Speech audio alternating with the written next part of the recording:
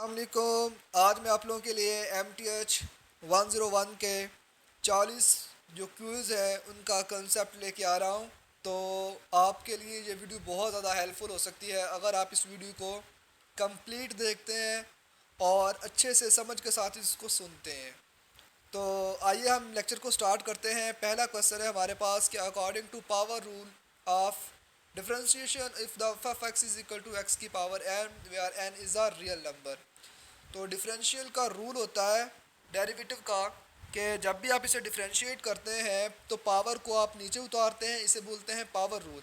Power को नीचे उतारनी और पावर नीचे उतारने के बाद आपने पावर में से क्या करना होता है, एक कम करना होता है, यानी एन एक्स की पावर एन माइनस वन। ये पावर रूल है डिफरेंशिएशन का। तो आपका राइट ऑप्शन जो है ये वाला है, ठीक है। नेक्स्ट आपके पास है कि if a function g is the differentiable. हाँ जी, अगर डिफरेंशिएबल फंक्शन हो एट अ पॉइंट एक्स के ऊपर और function differentiable at a point g के ऊपर भी, तो देखिए आपके पास दो फंक्शन हो गए ना। तो जब दो फंक्शन हो जाते हैं इसे कंपोजिशन फंक्शन का नाम देते हैं, क्या, एफ ऑफ जी, कि एक फंक्शन दूसरे के हिसाब से है हमारे पास, ठीक है। देन हमारे पास क्या आ जाता है जी, कि नेक्स्ट आपके पास क्वेश्चन है यहाँ पर कि if y is equal to f g of h of x, ठीक है, where u is the g of h of x. तो देखिए आपके पास ये जो u दिया हुआ है, इस u को क्या है जी कि u अगर हम यहाँ पे पुट करें तो ये बन जाएगा f of y is equal to f of u। सही है। तो हमने वैल्यू किसकी निकालनी है, d y by d x की निकालनी है। भाई d y by d x कैसे फाइंड होगा, आपके पास आपने आंसर देखने हैं, ऐसे तमाम तारा आंसर जिसमें सबसे शुरू में y नज़र आए और लास्ट पे x नज़र आए और दरमियान में जितने भी वेरिएबल हों वो आपस में क्रॉस हो रहे हों, आपने देख लेना है। तो आपके पास ये वाली चीज़ बनती शो हो। अब इसमें देखें d y by d x तो आ सकता है, ठीक है, इसमें भी d y by d x आ सकता है। लेकिन यहाँ पर ये इसमें क्या हुआ है कि ये देखें ये वाला नीचे वाला आंसर क्यों नहीं शो हुआ, हालांकि वो आंसर उसके सेम सेम है। लेकिन रीज़न क्या है, वजह क्या बनी है कि आपके पास उसने यहाँ पे डॉट डॉट लिखा है, ठीक है। तो डॉट डॉट और ऑन डॉट का मतलब क्या है, इसका मतलब हो सकता है ये तीसरा डेरिवेटिव है। इसका मतलब होता है कि ये अलग अलग मल्टीपल है और आपस में मल्टीपल हुए हैं यहाँ के, ठीक है। आई होप आपने अंडरस्टैंड किया होगा कि अगर आप डॉट नहीं लगाते तो उसका मतलब होता है कि आपने किसी चीज़ का तीसरा डेरिवेटिव ले लिया है और इसमें जो है वो डॉट ज़रूरी हो जाते हैं फिर, ठीक है। तो नेक्स्ट आपके पास क्वेश्चन जो है वो ये है कि if a function f is a close on interval a व b then the both function is maximum. हाँ जी, भाई फंक्शन हमेशा कंटिन्यूस होगा तो डिफरेंशिएबल होगा, कंटिन्यूस होगा हमेशा, फंक्शन जो है कंटिन्यूस होगा तो ही डिफरेंशिएबल होगा, अदरवाइज वो डिफरेंशिएबल भी नहीं होता और क्लोज भी नहीं होता, ठीक है। अब डिफरेंशिएट क्लोज कंटिन्यूस का मतलब क्या होता है कि अगर आपके पास ए और बी के दो इंटरवल हैं और दो इंटरवल में फंक्शन जा रहा है तो कंटिन्यूस का मतलब है कि इसके दरमियान में कोई खला नहीं है। अगर खला होगा तो ये फंक्शन नहीं होगा, क्योंकि फंक्शन तो कंटिन्यूसली वैल्यू दे रहा होता है, ठीक है। तो हमेशा फंक्शन होता ही तब है जब वो कंटिन्यूस होता है, क्लोज भी तब होगा जब वो कंटिन्यूस होगा, ठीक है। तो नेक्स्ट आपके पास उसने कहा है जी एक एक्सप्रेशन दी हुई है। तो इसमें देखिए रिप्रेजेंट द फंक्शन, इसमें देखिए दोनों के दोनों जो लिमिट होती है ना जी आपके फंक्शन की मुकम्मल तौर पर ये बता रही होती है कि ये कहाँ से लेके कहाँ तक फंक्शन होता है। तो एक्स वन वाई ए जो है ना both are the represent of the function. तो इस तरह सी ऑफ एफ एक्स है, सी कांस्टेंट है तो कांस्टेंट ने फंक्शन से बाहर चले जाना होता है, यानी सी शुरू में आ जाएगा और एफ ऑफ एक्स पे क्या आ जाएगी, इंटीग्रेशन आ जाएगी आपकी, कि एफ ऑफ एक्स इंटीग्रेशन में आपके पास जो इसका आंसर आ जाता है, राइट। तो यहाँ से देख लें उसने देखें अपना राइट आंसर आ जाता है। In with the following figure the area under the below. Below का मतलब होता है नीचे, तो नीचे वाला फंक्शन हमारे पास कौन सा है, फंक्शन का y is equal to x का square, that is the right answer, ठीक है। नेक्स्ट आपके पास है कि at what point two curve y is equal to x का square and y is equal to x plus six intersect. अब intersect क्या होता है, इंटरसेक्ट का मतलब होता है आपने पॉइंट निकालने होते हैं। कैसे निकालेंगे, ये भी y के इक्वल है ये भी y का इक्वल है, आपने दोनों को करना है बराबर, यानी कि आप लग सकते हैं ऐसे बन जाएगा एक्स का square is equal to x plus six, क्योंकि दोनों ही y के बराबर है। हमने इस y की जगह पर ये वाला x का स्क्वायर पुट कर दिया। फिर यहाँ से क्या होगा, x का स्क्वायर इधर ही है, x भी इधर आ जाएगा और 6 भी इधर आ जाएगा, यानी x का square minus x minus six is equal to 0। यहाँ से इसके जोड़े बना लिए जाएंगे, यानी कि -3 माइनस पॉजिटिव का 2, तो इसको हल करेंगे तो आपके पास ये वाला आंसर आ जाता है, ठीक है। यानी कि -3 और प्लस का 2 जो है इसके जो है वो पेयर बनेंगे, एक्स कॉमन लेंगे तो x -3 का उसे जाकर पॉजिटिव का 3 और माइनस का 2, ये आपके आंसर आ जाते हैं, ठीक है। देन इसी तरह से आपके पास अगर एक सम ऑफ द सीरीज किस तरह से हो सकती है, याद हो आपको मैंने आप लोगों को ये क्वेश्चन जो है वो लेक्चर भी बना के दिए हुए थे कि आपके पास इससे हर नेक्स्ट टर्म आ जाती है, ठीक है। जैसा कि पहली टर्म का आंसर जो है वो 1 है, दूसरी का 2 है, तीसरी का 3 आ रहा है।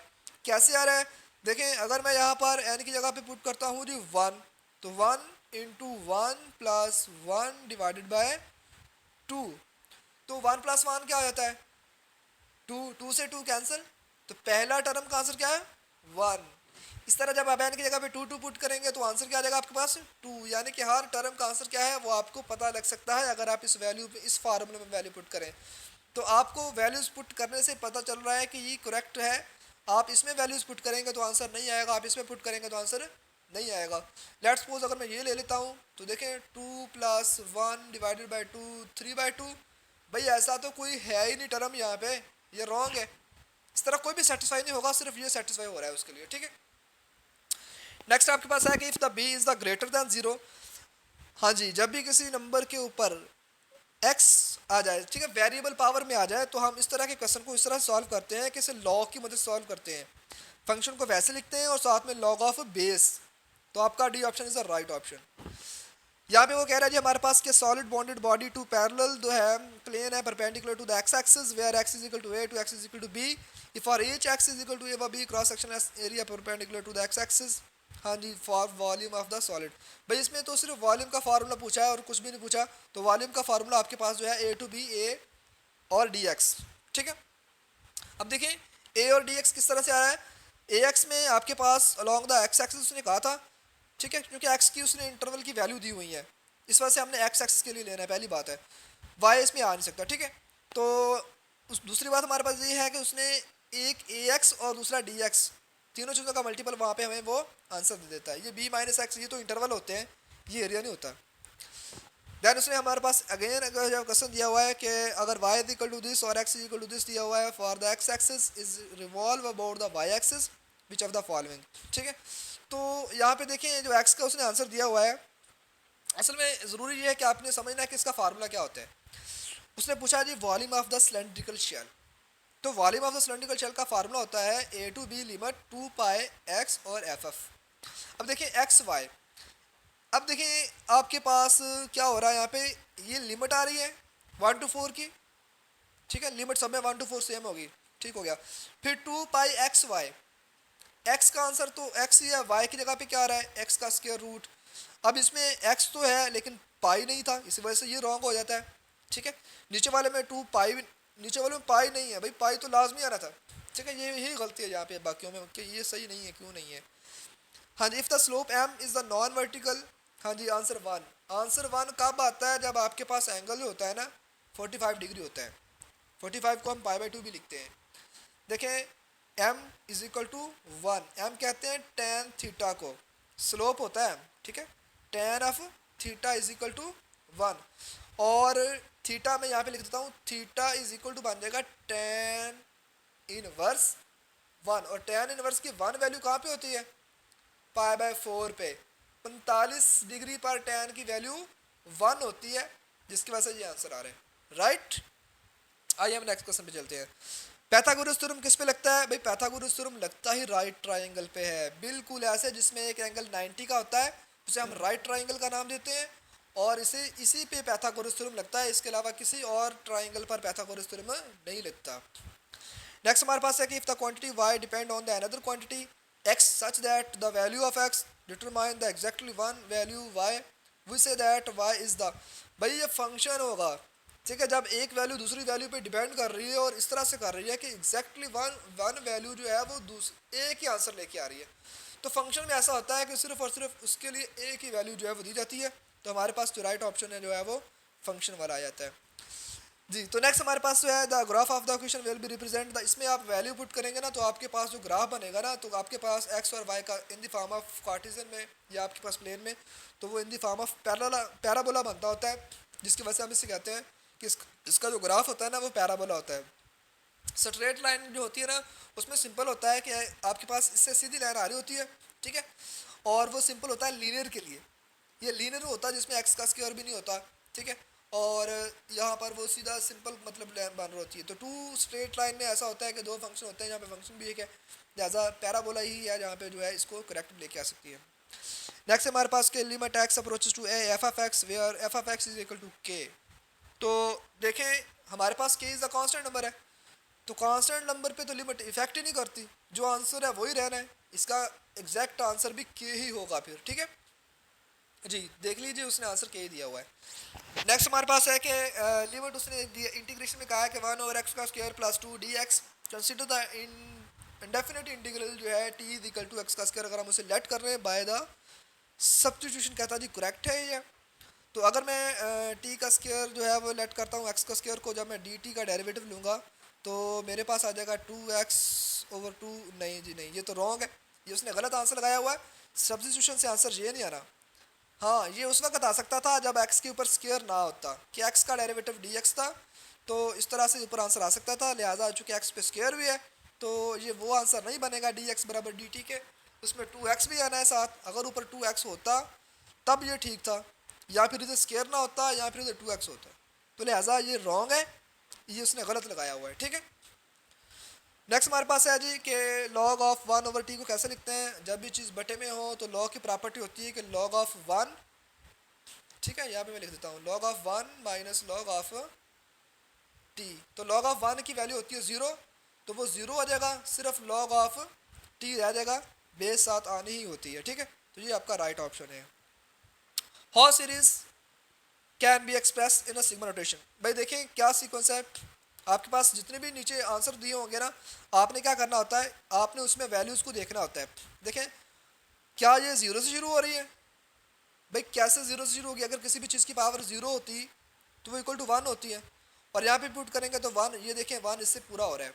मैं देखता हूँ क्या इसमें से भी 1 शो हो जाता है, अगर मैं के इज इक्वल टू 1 से शुरू हो रहा है, अगर के 1 से शुरू हो रहा है तो पहली टर्म -1 हो वहाँ से, और ये माइनस का 2 और ये प्लस का 1, माइनस माइनस प्लस, पहली टर्म तो इससे भी पूरी हो रही है, ठीक है ना, पहली टर्म तो इससे भी पूरी हो रही है, तो दूसरी टर्म जो हमारे पास क्या है जी, बिल्कुल नहीं बिल्कुल नहीं, क्योंकि अगर पावर 0 होती तो ये इक्वल टू 1, अगर पावर 1 होगी तो ये 1, लिहाजा हमारे पास जो है कौन सही हो सकता है, आइए हम यहाँ से इसको अच्छे से देख लेते हैं जी। तो यहाँ पे कुछ 1 और ये सीक्वेंस है, क्या डिफरेंस है जी, क्यों ये आंसर लगाया उसने, -1 की पावर क्या है, डिफरेंस सिर्फ ये है कि वो 0 से स्टार्ट ले रहा है और ये 1 से स्टार्ट ले रहा है, ठीक है।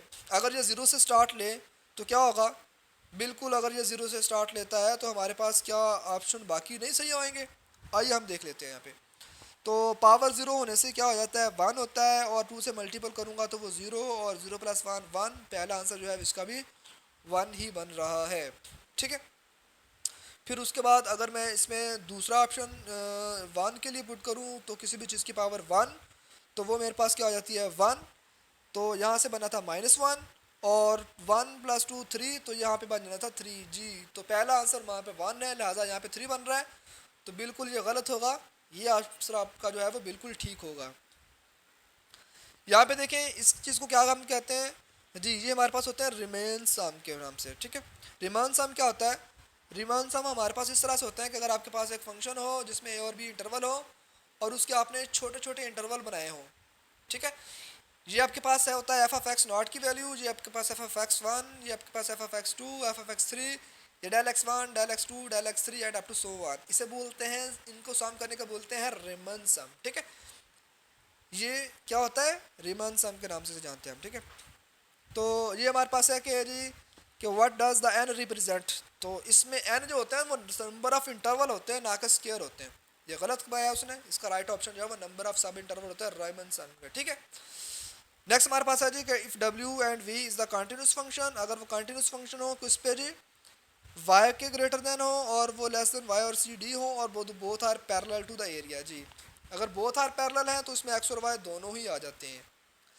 तो नेक्स्ट हमारे पास कौन सी सीक्वेंस इसको जो है सेटिस्फाई करा सकती है, तो देखें ये 2×1 2×2 2×3, तो ये 2k, ठीक है, 2k है और स्टार्टिंग भी 1 से ले रहा है, तो इसमें स्टार्टिंग 0 से आ रहा था, इसमें 1 से आ रहा है लेकिन स्केयर आ रहा है, लिहाजा ये आपका 4 वाला पोर्शन सही है। इसी से आपकी ये सीक्वेंस बनती है। नेक्स्ट हमारे पास है जी, इसका कहता है जी समीशन अगर 1 to 1 हो तो इसका आंसर कैसे बनेगा एन टर्म के लिए।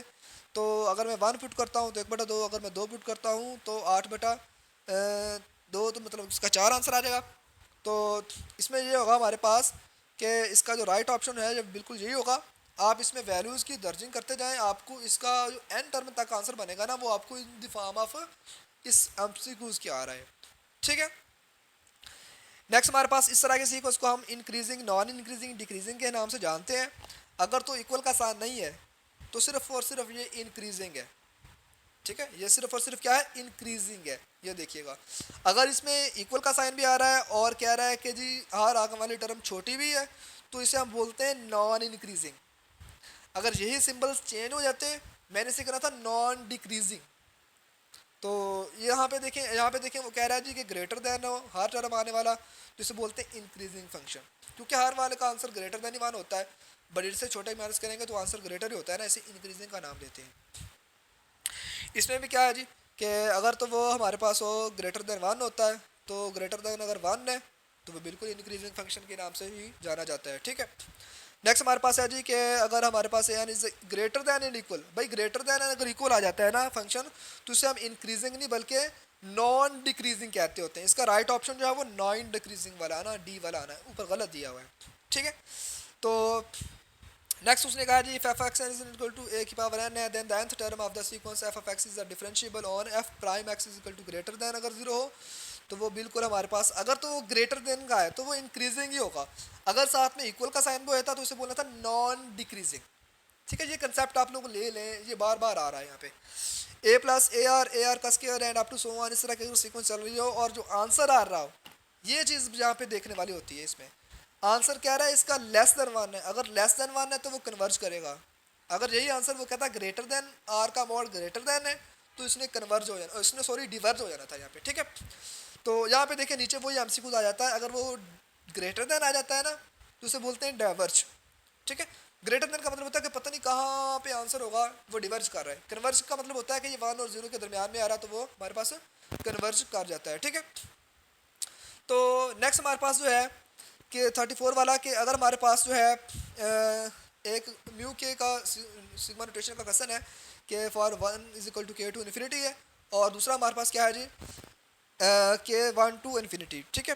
तो एक सिंपल है, दूसरा वो मॉड में है।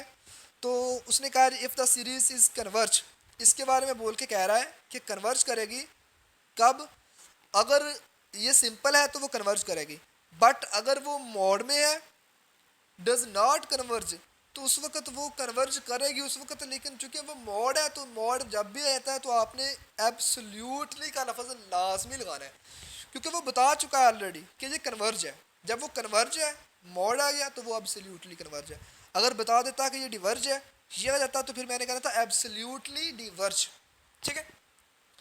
देन हमारे पास आ जाता है जी 35 वाला, तो आंसर वो कह रहा है जी ग्रेटर देन है।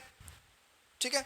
और non zero term which of the following there series, हाँ जी क्या कह रहा है जी कि सीरीज नॉन जीरो है। सपोज दैट कि इसका आंसर मॉड का और इसका आंसर वो ग्रेटर देन आ रहा है। जब ग्रेटर देन आ रहा हो ना तो ये भी गलत लगाया उसने, ये कन्वर्ज आना है इसका, बी पोर्शन इसका ठीक है, ये इसने गलत लगाया हुआ है। If f and g are the integrable function जो है ऑन ए और जी सी और सी इज अ कांस्टेंट, अगर सी कांस्टेंट है तो वो बिल्कुल इन्वॉल्व नहीं होगा, सी हर एक के शुरू में आ जाएगा। और इंटीग्रेशन ये भी गलत है, साथ नहीं रहेगा, ये भी गलत है, गायब ही कर दिया। भाई गायब नहीं करना, इसे शुरू में लेके आना है सी को। हम इसका नीचे वाला ऑप्शन देखते हैं जी। तो देखें सी कांस्टेंट है, कांस्टेंट हमेशा इंटीग्रेशन से पहले आ जाता होता है। ठीक है।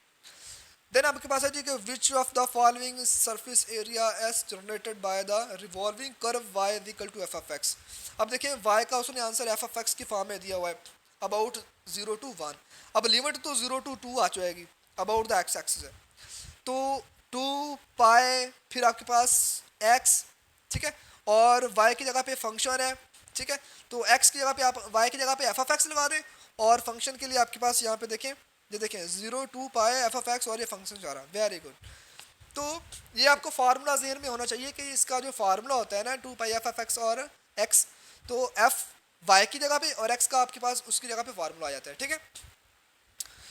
नेक्स्ट आपके पास है जी which of the following area surface generated by the revolving cover, जी बिल्कुल वैसे ही आ चुका है। आप यहाँ पे दोबारा उस कंसेप्ट को मैं बता देता हूँ। 1 to 4 है, लिमिट 1 to 4 कन्फर्म हो चुकी है, 2 भी आना है, पाई भी आना है, वाई का आंसर आ गया, और फिर एफ ऑफ एक्स की जगह पे एफ प्राइम एक्स, उसका टोटली आंसर लिखना होता है यहाँ पे, ठीक है। तो 2 भी आ गया, 5 भी आ गया, तो उसमें उसमें क्या गलती है जी, 1 + f(x) प्राइम, जी फंक्शन में प्राइम का लफ्ज है कि 1 + f(प्राइम x) का स्केयर आता है यहाँ पे, ठीक है। तो इसमें प्राइम नहीं था, ठीक है, इसमें प्राइम तो है लेकिन यहाँ पे और क्या नहीं है। तो यहाँ पर कुछ यूँ हुआ है कि 2 भी था, पाई भी था, और 1 प्लस जी, तो एफ ऑफ प्राइम यहाँ पे स्केयर नहीं लगाया उसने, जिसकी वजह से गलत हो गया। यहाँ पे स्केयर लगाया, प्राइम ने किया, यहाँ पे प्राइम लगा दिया, स्केयर नहीं लगाया, और यहाँ पे उसने प्लस लगा दिया जो कि गलत हो गया। प्लस तो आना ही नहीं है फार्मूले में। सेकंड लास्ट आपके पास है जी which of the following work done, जी वर्क डन का फार्मूला क्या होता है, एफ ऑफ एक्स, और फंक्शन दिया ही नहीं है, f of x d x आ जाएगा और लिमिट 0 से 3 तक, f of x d x और लिमिट 0 से 3 तक, that's the right option. Last आपके पास एमसीक्यू है जी 0 to 3 अगर 2 है, 0 to 5 1 to 0 2 है, 0 to 5 1 है, तो 1 से 5 क्या होगा भाई, ये आपके पास फार्मूला इसका गिवन है कि अगर आपके पास 0 से 1 2 है, और मतलब कि हम इस तरह से लिखते होते हैं कि आपके पास अगर लिमिट है ना 1 to 5, उसके 2% बनाए जा सकते हैं कि 1 से 0, फिर अगली टर्म में 0 से 5, तो ये दोनों का साम होता है, लिहाजा 2 + 1 फिर का आंसर बन जाएगा 3, तो ये आपका राइट ऑप्शन है। तो आई होप आपने काफ़ी कंसेप्ट लिया होगा। अगर इसमें भी कोई ज़्यादा डिटेल किसी क्वेश्चन पे चाहिए हो तो आप मुझसे डिटेल ले सकते हैं। नेक्स्ट वीडियो के लिए चैनल को सब्सक्राइब कीजिएगा ताकि हर आने वाली वीडियो जो है, इससे मैं नेक्स्ट जितने भी मुझे यहाँ पे वीडियो मिलेंगी, या मैं आपको उनके क्यूज़ को समझा दूँगा कि ये कैसे कैसे है। ऑल